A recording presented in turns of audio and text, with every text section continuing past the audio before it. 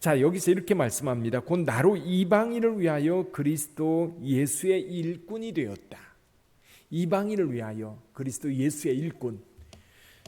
자, 이방인을 위하여라는 말이 있는데 또 다른 측면에서 보면 이방인의 구원이라고 하는 측면에서 보면 이방인을 위하여 사도 바울이 나선 것이 되는데 또 다른 측면 그리스도께서 사도 바울을 부르시고 사도 바울에게 사명을 맡긴 것을 생각해 보면 18절을 한번 읽어보시죠. 같이 읽어봅니다.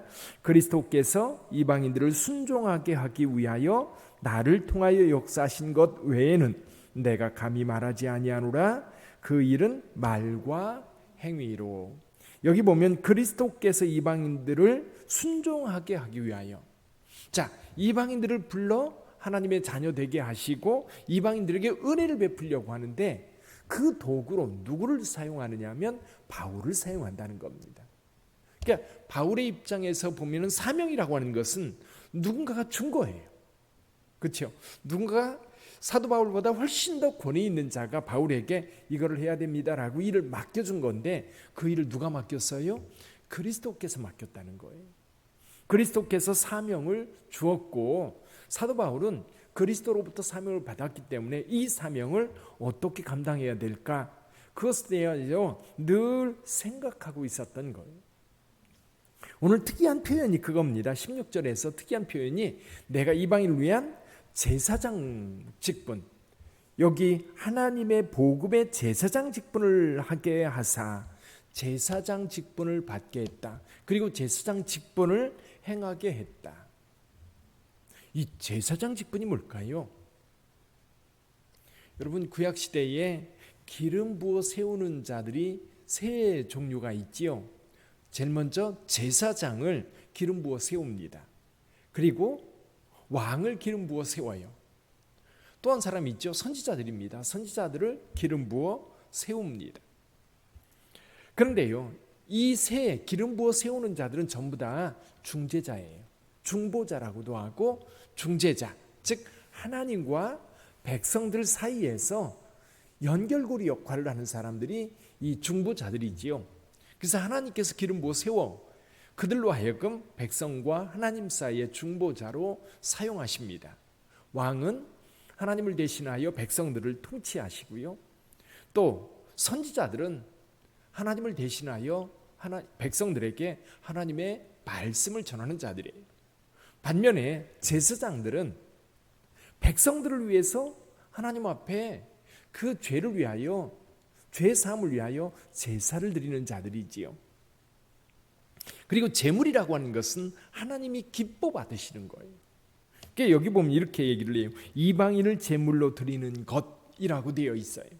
무슨 뜻이냐면 하나님께서 기뻐 받으시는 것.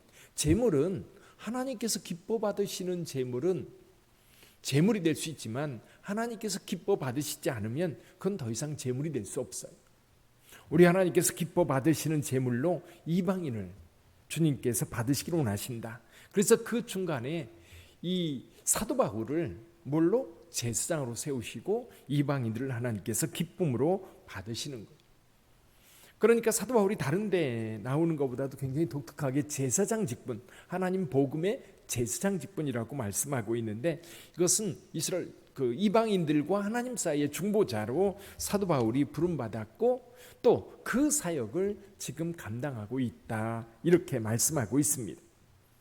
뿐만 아니라 사도 바울은 이 사역을 어떻게 감당하고 있는가에 대해서 19절에서 이렇게 말씀합니다. 표적과 기사의 능력으로, 성령의 능력으로 이루어졌다. 성령의 능력으로. 그래서 사도 바울은 자기 능력이 아니라 하나님의 성령의 능력으로 지금 이 직분을 감당하고 있다라고 말씀하고 있어요. 사도 바울은 혼신의 힘을 기울여서 이 직분, 제사장 직분을 잘 감당하려고 무던히 애를 썼지. 그 쉰들러 리스트라고 하는 영화가 있습니다. 영화 제일 끝장면에 보면 2차 대전이 끝나고 이 쉰들러에 의해서 생명을 이제 보존하게 된 유대인들이 금리를 뽑아가지고요, 반지를 만들어줘요.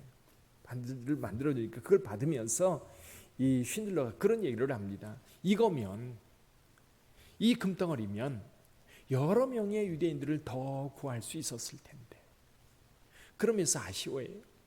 그러니까 최선을 다해서 많은 영혼들을 이 죽음에서 건졌지만 그래도 아쉬움이 남는 거예요. 랄프 네이버라고 하는 사람이 있습니다.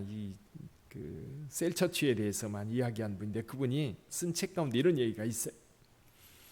한 형제는 자신의 소중한 친구가 죽은 뒤에 이렇게 말하였습니다. 그는 나에게 가장 소중한 친구였다. 우리는 만나면 모든 것에 대하여 이야기할 수 있었지만 예수님에 대해서는 이야기하지 않았다. 나는 예수님을 부인한 것이다. 베드로가 예수님을 부인한 것처럼 내가 매우 슬픈 것은 내 친구가 영원히 지옥에 있다는 것이다. 나는 자주 이렇게 말한다. 친구야, 나를 용서해줘. 나는 천국에 있으면서 영혼 구원에 대해서 간절함을 이 랄프 네이버는 이렇게 표현을 했던 거죠. 그러니까 바울은 이방인들의 구원을 위해서 자기의 목숨을 내놓고 그들을 위해서 헌신했던 겁니다.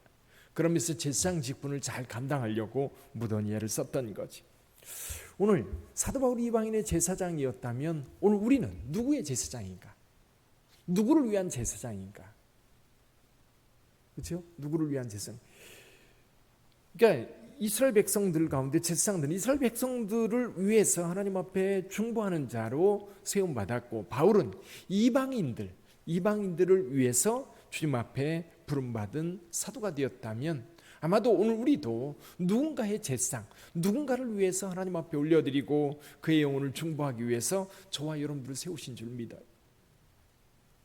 또 주님의 몸된 교회, 빛된 교회를 세우신 이유도 누군가를 구원하기 위하여 누군가에게 하나님의 은혜가 베풀어지기를 원해서 이 교회를 세웠고 저와 여러분들을 부르신 줄 믿습니다.